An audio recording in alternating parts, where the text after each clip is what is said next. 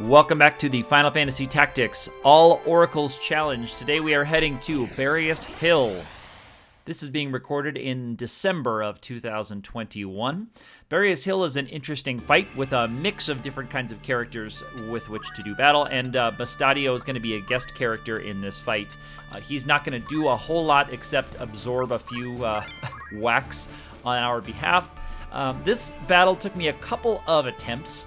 I played around with placement at the beginning, and as you'll see, I kept the characters back and let the enemies come up to me. This is one of those battles, and I imagine there'll be quite a few more like this, where you start just out of range of like moving up and getting some decent damage in or decent effects in with your characters. So it's prudent in these battles to kind of stay back and let the enemies use their actions to come towards you.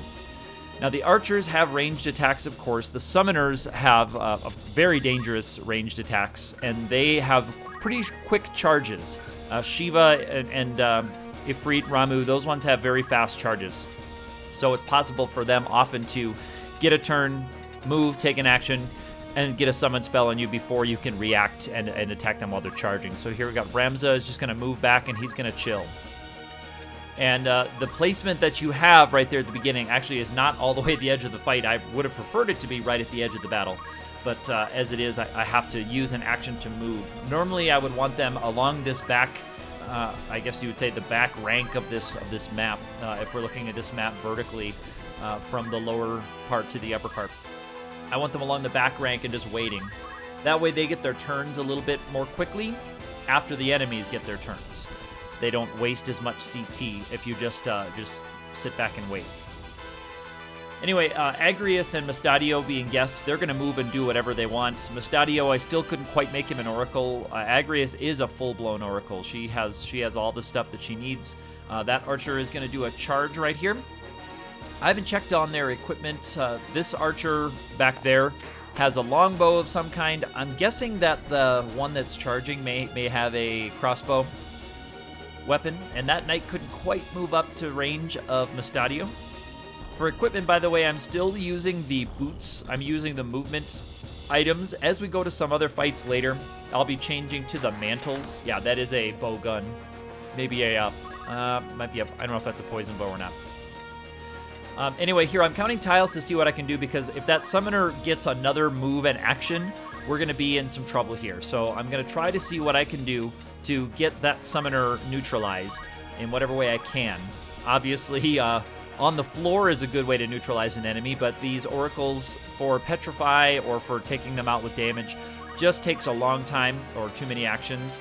So it's Silent Song is a good one to start with.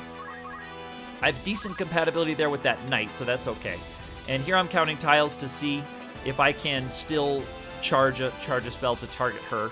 I'm not sure if I can actually get to see what the readout will be, but I can get it to the tile that's right next to that summoner. And I could try something like Sleep, or I could try something like Paralyze or Silence. So I'm looking to see where I should target. And I've got another one charged right here. So here I'm really throwing everything I have at this summoner this turn. And I don't mind doing that because the knights are going to have a hard time getting down to me. And only the archer with the longbow is going to have really easy access to me. The other archer is going to have to move to get line of sight with my characters. So their silence does land. So I'm feeling a little bit nicer already. Mustadio's moving over there. He doesn't have a weapon. He doesn't have any real abilities. I sold off all our items, so he can't really do anything because I'm trying to abide by the rules of the challenge as much as I can.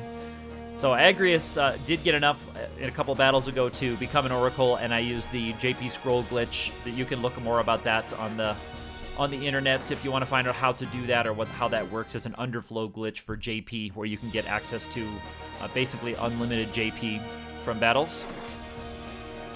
So there is a, I don't know if that was a head break or an armor break. It was some kind of break, and I will take that all day long from these knights. I will absolutely accept having equipment broken over a huge attack.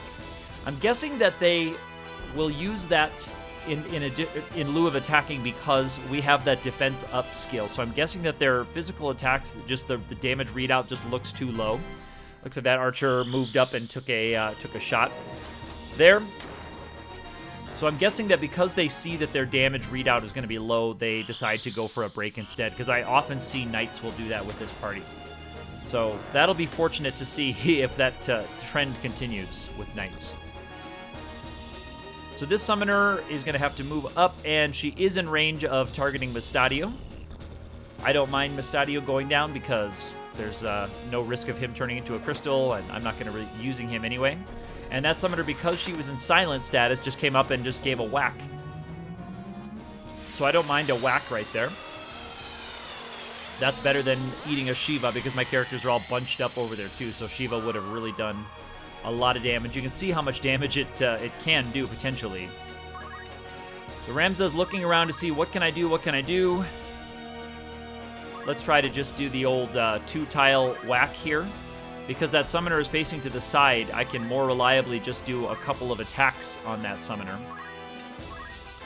to take her out the rest of the way. And I do like the stick-type weapon where you have 2 tiles of attacking. It keeps you safe from counterattacks, but it also lets you attack without moving in a lot of cases like that. Like Ramza could just attack and then move out of the way. He didn't have to move into range to attack. Now this summoner here, I can move her into the stick attack range, or I can move her farther away and try to do a spell. So I'm trying to see, I'm setting up for what this will look like on the back end. And so this one is going to take a little bit more of a risk here and attack the front-facing summoner. So I went for a little bit more risky tactic there. The more safe choice for getting that summoner on the floor would be to have that first summoner move 2 tiles to the side and attack, rather than have the one do a front attack, which has a little bit more chance of dodging. But as it is, it worked out, and we were able to get everybody back here out of harm's way, away from the other summoner. So that knight goes after Agrias because the knight gets a bonus to damage because she's charging. So I think that's why the knight didn't go for the equipment break, went for the attack. That would have done more if Agrias didn't have defense up, but she does. And so you'll see me do a lot of tile counting, just like with the Archers battle. You'll see lots of this kind of tile counting as I'm calculating. That's another reason why, of course, I like to record these in post after they've been recorded, so that I'm not trying to describe my thinking as I'm doing all of this counting and adding up numbers in my head. So the Archers doing good damage, don't have arrow guard or any way to really dodge the damage coming in from those guys. So unfortunate, but we are getting the bonus of defense up, so I will take that. And now sadly she can't get into range of a physical attack on that knight, so we can't go into whack mode. I'm just checking to see that knight's name to see when that knight will go. And indeed, I can get him into don't act status right here. So the failed attempts at this battle, while we're kind of moving around here, doing kind of a wheel formation and wheel movement, where we're moving everybody kind of together as a unit.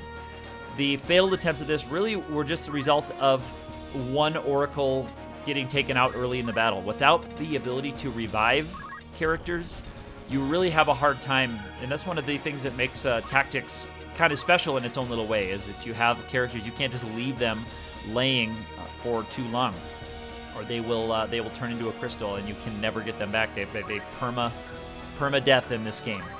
And so when you've leveled up a character for a long time and you've invested a lot into getting them all the levels and skills that they need, it's frustrating to lose them, and that's why more battles will end in a reset than actually a straight-up game over. So if an Oracle gets taken out early in the fight, I have no way to revive them. I have no way to get anybody up off the floor. So there's nothing I can do here. So I'm moving into a little bit more aggressive position here. I'm just checking names right there. That's what I'm doing to see when I can cast things, although it looks like everything is going to pretty much go right away. And I'm checking to see where I have the opportunity to do the most. It looks like, sadly, she has not good at all compatibility with that summoner. So this one looks good. So this archer will likely be put to sleep, and that summoner has a much lower chance. And I know 49%, you think like, well, that's a coin flip, but it just seems as you're looking at this like those ones that are under 50% are don't seem like they land at a rate of a coin flip. It doesn't seem like they land at a coin flip rate, unfortunately. So I've got an archer that's sleeping, and I could... The enemies can wake each other up, so it's not automatic to just kind of ignore that enemy for too long, because they can wake each other up, and then their CT will still be valid. I can't quite see what the CT of that archer is, but I'm trying another spell that will kind of incapacitate the summoner as well. And meanwhile, I've got a knight down there that's in don't act status, and that's good for now. The knight's, kind of incapacitated for now, but that don't act doesn't last too long, and so we do have to deal with that knight eventually. So I'm going to see if I can just land a petrify from this caster while she is kind of in range of that knight when she's over there. Because if I can get that landed, then I can focus on other things. I can get that knight taken care of, or I can get the other enemies taken care of. So I'm going to throw Pray Faith on this one so that she can have a tiny bit of a bonus to hit that knight. Again, the Faith status, I'm using it less because I'm just seeing diminishing returns on your bonuses there. The increased Faith gets diluted by the enemy's Faith. All right, so it reapplies Sleep to the archer right there and does put Sleep on the summoner. So the summoner is sleeping. She will not do anything to harm us for a little while. So I'm looking to see where I can move to target that other archer. And I'm looking to see what I can do, where things will land, petrify. I'm just checking on how long things will take to charge. So there's a life drain she could try to pick up. And Paralyze will go before that archer does. That's what I'm just checking for. And I'm again counting tiles so that I can try to hit a don't act. Paralyze is a good one because it has a much higher chance to land than a lot of other things. And even there, she has terrible chance to hit. Paralyze and Sleep are both going to fire at the same time. But I'm just looking to see, wow, is there anything that has a decent chance at all of landing for us? And the answer is not really. That's the best I can do, and here we go. We're having to go for a 45% chance to hit. Let's see if we can petrify this knight while we're in range. Indeed we do. So there we go, and let's see if we can get this Paralyze to land on this archer. Yeah. So the archer has a mantle of some kind, probably. It's because it said guarded instead of missed, so that's one of the reasons that it's such a low chance to hit. Is because it appears that that archer has a defensive mantle. And so you can see Petrify is really low. Again, almost anything I think is going to be low on this archer because of that mantle. So in some battles, that's why you'll see us switch to mantles for these battles as well. Because there are times when having a little bit of evasion is better than having an extra tile of movement. A big map like this, I'm still happy to have the movement bonus on a big wide open, more or less wide open map like this. So just looking at my choices, she has maybe the best chance to land Petrify at 54 on that guy. Petrify, an attempt of a spell like that will not wake up a sleeping character. So once a character's sleeping, you can just attempt Petrify on them over and over and over and over again. And she's going to try indeed to apply sleep to everybody. And I think you still get your experience if you reapply sleep to a sleeping character. I think you still get it, but it missed that one. So we reapplied one sleep to that front archer, but the summoner is still sleeping. So here we're going to try it again. Reapplied sleep again. That poor archer in the front have had sleep reapplied quite a bit to him. And those ones are just missing, so that was not guarded by the mantle. And she's in range, so she's just going to go for it. She's just going to go for the stick. She has the good vertical tolerance with the stick, and she could move and let someone else get down in there, and I think that's what she's going to do, to see if someone else wants to come down in there. I don't think she can attack over the head of that summoner, even though the summoner is crouched down sleeping. I don't know if I actually tried it in this battle, but I don't think you can do that. It looks like you can just by glancing at it, but I don't think that's a real thing, sadly. So we're going to do another one out of 3 chance to petrify. But you can see we've cast way more than 3 petrifies on that guy, and you can just cast him all day long. And he's just gonna guard. So looks like she's moving into attack position. And boom, a critical hit takes him out, so that petrify not needed. So Ramza's petrify is actually gonna fail. That's okay. And so now we just want to we petrify the other characters. We can do so at our leisure, really. And so this is a little bit of an error here because it might not happen right on this one, but that summoner right there, her CT, if you can see it here, and in post I can see it, is at 95. Now, I didn't realize in this game that when you go to sleep and are woken back from sleep, your CT, that's your charge time, does not go back to 0, as it does in many other Final Fantasy games when you have an ATB, you know, when you come out of confusion or you come out of petrify or sleep or some other paralyze, some other kind of status effect, your charge time gets reset. But in this game, it does not. So she was already at 95 before getting a turn. And so I thought I would be safe to just whack her and then have someone else come up there and just do another whack. But as you can see, clearly I was not. She got a turn and got a Shiva off immediately. She got a turn and just boom, fires off Shiva. So now Ramza is on the ground. I do have my other characters here, so they can do all their stuff, and I really just need to land a life drain to finish it off, or a physical attack to finish it off. So if we see this summoner start to react with damage, she does, and that's it. So got a little bit risky right there. That's a mistake that I will learn from, and I will not let that happen in the future.